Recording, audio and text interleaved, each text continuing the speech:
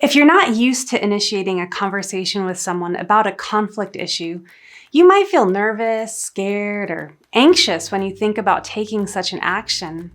As one who's accustomed to initiating difficult conversations, I still tend to feel fearful and anxious when I know I need to go talk to someone.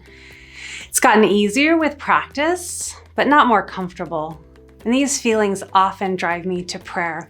When Li Jun, someone I interviewed in China, was telling me about his process of praying to determine whether he should stay or leave the church where he previously served as an elder, he said, "If I were to behave according to my instinct and habitual way of thinking, I would just quit and leave. This is the Chinese way."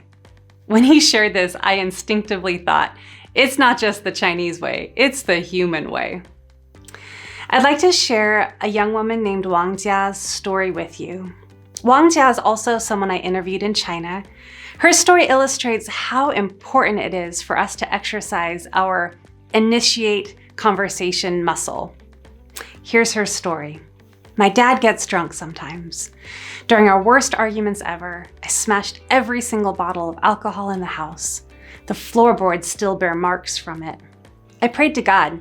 I thought you were a righteous God. How could you have given me such a terrible father? But in the middle of the conflict, I began to see that my dad is also weak. He's not purposefully trying to treat us this way. And I suddenly saw that my own behavior reflected such a low character. Through both this conflict and another conflict with my dad, I began to see myself more clearly. After the second conflict, and I don't remember the details of it very well, I was so angry, and I spent a lot of time complaining to God. I can't be the only one who does the work of reconciling. You have to make him change some too. If you tell me to bear with this, what should I do when I can't bear it? What if it continues and I can't bear it for such a long time? You have to cause him to back down and make some concessions too, right? Well, at that time, my dad lived with me. The day after I prayed, God did something amazing. My dad saw me walking back and forth and said to me, "Come over here. I want to explain something to you." He said, "My meaning about yesterday's issue isn't like what you imagined it to be." He told me, "You're wrong about this." In my heart, I really was not thinking like that. I immediately felt a huge comfort. First, God heard my prayer. Second, I saw how in conflict, my dad is the one who's willing to make a concession. I'm the one who builds up a wall.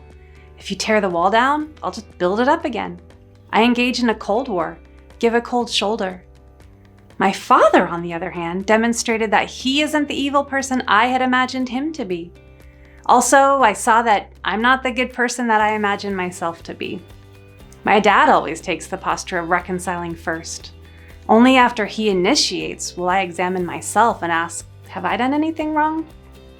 He's behaved better than I have when it comes to reconciling. We can see in this situation that Wang Jia would have chosen to continue to relationally distance herself in her anger. But her father's proactivity in initiating a clarifying conversation with her led Wang Jia to not only see how she had misunderstood him, but also how much more personal growth she needed. Someone has to take the first step to initiate conversation. Will you be that person? Now you might be wondering, how can I initiate a conversation in a way that doesn't exacerbate the situation?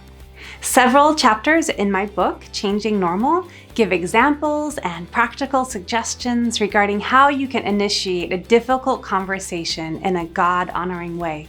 To purchase my book, click on the link below. And lastly, if you would like to gain new insight into resolving conflicts, or if you're just wondering why this White American provides training for Chinese and Mandarin or English, check out my website at jolenekinzer.com.